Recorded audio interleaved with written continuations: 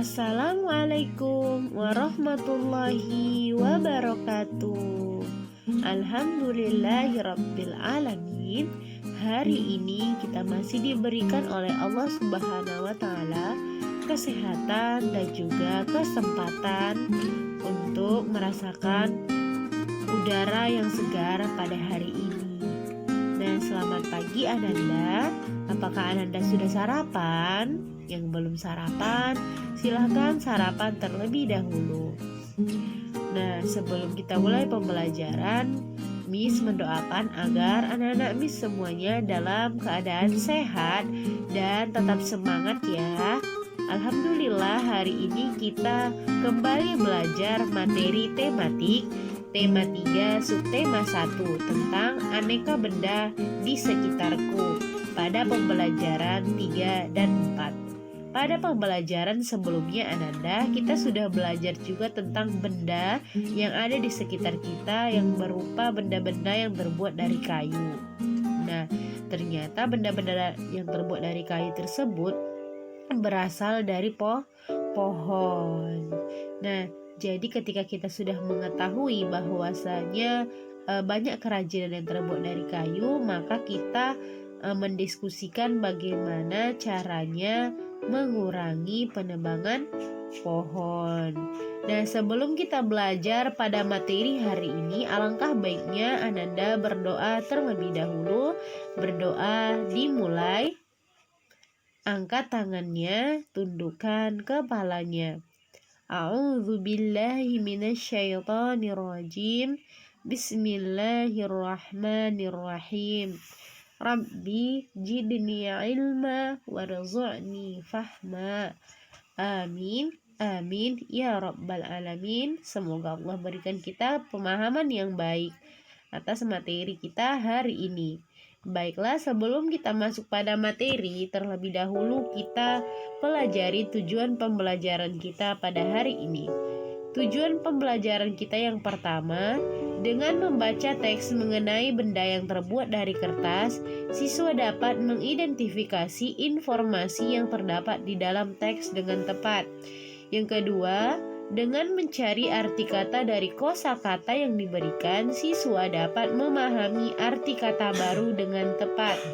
Yang ketiga, dengan mengamati alat ukur, siswa dapat mengidentifikasi satuan panjang yang ada di alat ukur tersebut dengan tepat. Yang keempat, siswa dapat mengidentifikasi informasi tentang bahan pembentuk benda yang terbuat dari plastik dengan benar. Nah, inilah tujuan pembelajaran kita hari ini. Maka kita masuk pada materi yang pertama. Kertas yang ada di sekitar kita, seperti buku. Nah, dari kertas buku ini bisa kita buat layangan dan juga bisa kita buat perahu. Nah, jadi kertas ini ternyata Ananda terbuat dari kayu. Dari bahan kayu juga. Sama seperti pembelajaran kita sebelumnya bahwa kayu ini sangat banyak manfaatnya untuk kerajinan seperti pulpen, lemari, jendela, pintu, meja belajar dan juga meja makan. Jadi banyak benda yang terbuat dari kertas seperti buku tulis yang biasa kita gunakan. Contoh lainnya itu juga tisu, kardus, dan koran juga terbuat dari kertas. Jadi kayu itu merupakan bahan dasar untuk membuat kertas. Jadi pembuatan kertas dilakukan secara bertahap di pabrik. Jadi dia dibuat di pabrik. Jadi kayu-kayu besar dipotong hingga sebesar korek api. Setelah itu kayu dipanaskan hingga menjadi bahan lunak seperti bubur. Jadi dia dipanaskan sampai dia hancur seperti bubur. Itulah yang disebut dengan bubur kertas atau pulp. Proses selanjutnya, pulp diberi pewarna dan disaring hingga kandungan airnya habis. Pulp yang sudah kering meninggalkan ampas berupa serat selulosa yang saling terkait. Kemudian serat selulosa ini digiling hingga pipih menjadi seukuran kertas yang diinginkan. Cobalah kamu menulis di atas kaca. Apakah hasil tulisanmu di atas kaca seperti di kertas? Kertas memiliki sifat dapat menyerap air. Kertas dapat menyerap tinta pulpen dengan baik. Dengan demikian, semua yang kamu tulis di kertas dapat dibaca dengan jelas. Jadi, Ananda, jika kita menulis di atas kertas itu, jadi kertas itu menyerap air. Makanya kalau kita menulis menggunakan tinta, dia menyerap tinta, maka tulisan yang kita di atas kertas itu akan bisa dibaca dengan jelas. Jadi Anda sudah tahu kan kalau ternyata buku kita itu terbuat juga dari kayu. Nah, kayu itu berasal dari pohon yang ditebang. Nah, selanjutnya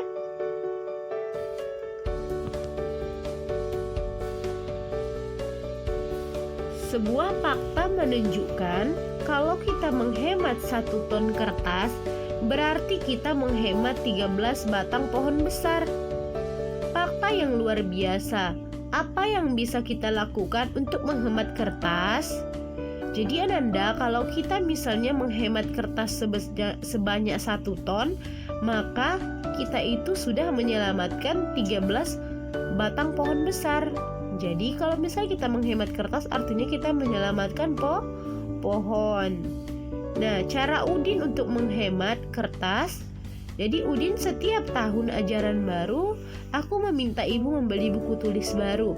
Sekarang aku akan menggunakan buku lama. Buku lama yang halamannya belum terpakai.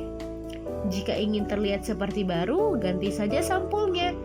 Jadi si Udin ini menggunakan buku lamanya yang masih banyak yang belum tertulis, kemudian sampulnya diganti agar terlihat seperti baru. Nah, kalau Siti, kalau aku akan memanfaatkan kertas yang masih dapat digunakan. Misalnya, menggunakan kertas di 2 sisinya.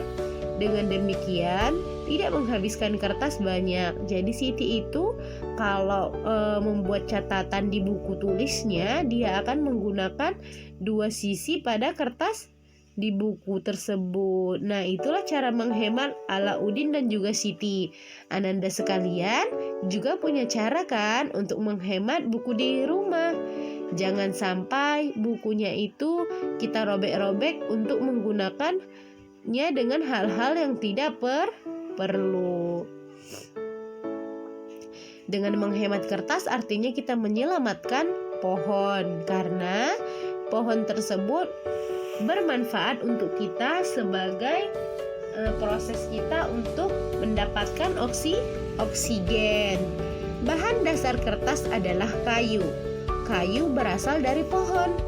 Perhatikan pohon-pohon yang dapat digunakan sebagai bahan dasar kertas. Perhatikan gambar di bawah ini. Jadi pohon yang digunakan untuk membuat buku itu ada pohon pinus, pohon akasia, dan juga pohon jati. Pohon jati. Pohon manakah yang paling tinggi? Bagaimana caramu mengukur tinggi suatu pohon? Jadi di sini kita lihat yang paling tinggi itu adalah pohon jati dan pohon pinus.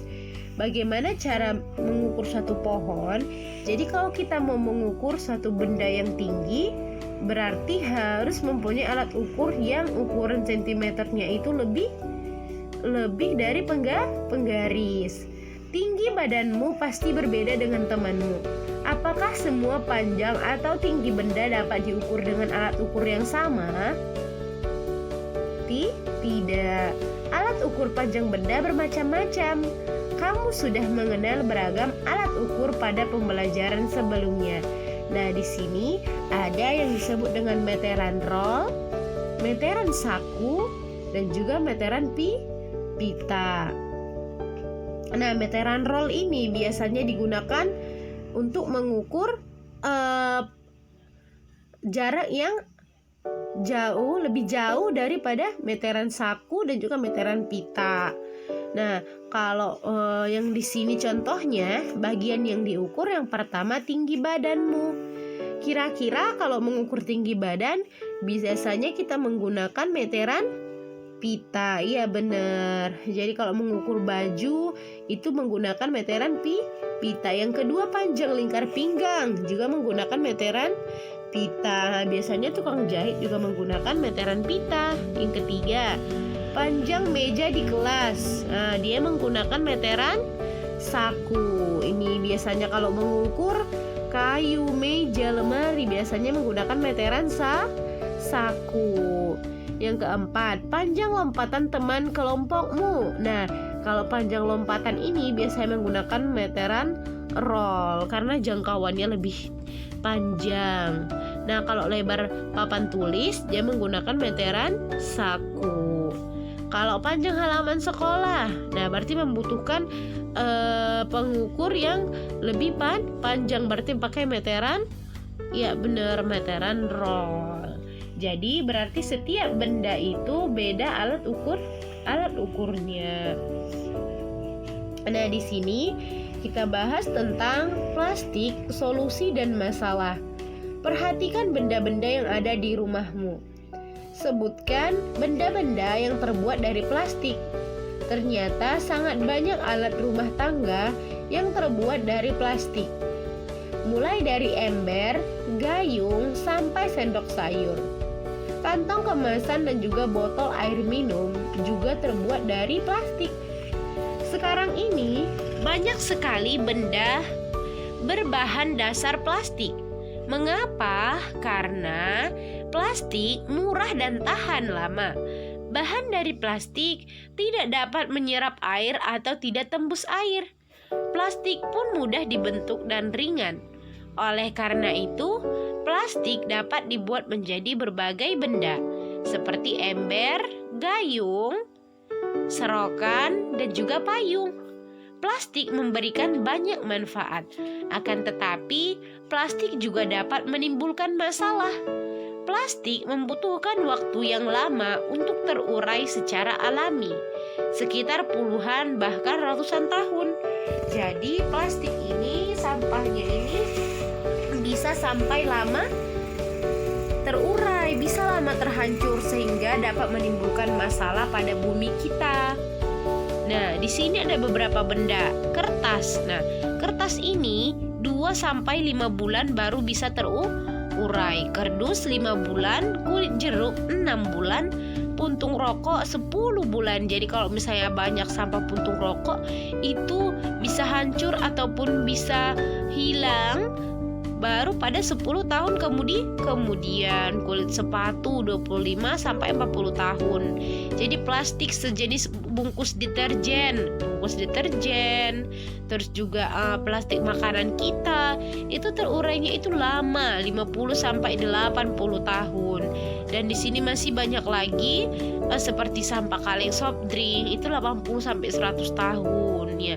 Kasihan ya bumi kita kalau penuh dengan sampah yang lama terurai. Jadi, kamu dapat membayangkan apabila membuang kantong plastik sekarang, kantong plastik itu akan terurai 10-20 tahun yang akan datang. Bayangin bungkus makanan plastik kalian itu terurai sampai 10-20 tahun. Ya, makin banyak sampah di bumi kita maka akan bisa menimbulkan banjir dan juga lingkungan yang tidak sehat. Jadi untuk mengurangi sampah plastik itu dapat dilakukan dengan 3 cara. Yang pertama, mengurangi pemakaiannya. Jadi kalau kita membeli makanan, kalau makanan itu masih bisa kita pegang pakai tangan kita, tidak usah menggunakan plastik. Cara yang kedua, menggunakannya kembali. Jadi plastik yang udah kita dapatkan misalnya ketika membeli makanan bisa kita gunakan kembali dalam hal yang bermanfaat. Misalnya kalau seperti botol minuman, nah setelah kita beli kemudian itu kita gunakan, kita buat jadi pot bunga ataupun jadi tempat pensil kita, atau mendaur ulang. Nah mendaur ulang ini bisa kita buat menjadi kerajinan seperti kantong plastik itu bisa kita gunakan untuk membuat bunga. Selanjutnya di sini Miss mau kasih kalian tugas, yaitu tadi pada teks bacaan ada beberapa kata yang mungkin kalian tidak paham artinya. Jadi silahkan cari di Kamus Bahasa Indonesia. Yang pertama arti kata selulosa, yang kedua lunak, yang ketiga molekul, yang keempat ampas, yang kelima itu pulp, baru pipi, menyerap, kardus, serat, dan menggiling. Silahkan dicari artinya ya Ananda ya dalam Kamus Bahasa Indonesia. Ini artinya singkat-singkat saja, tidak perlu panjang-panjang ya. Nah, inilah materi kita pada hari ini, yaitu tentang bagaimana cara menghemat kertas.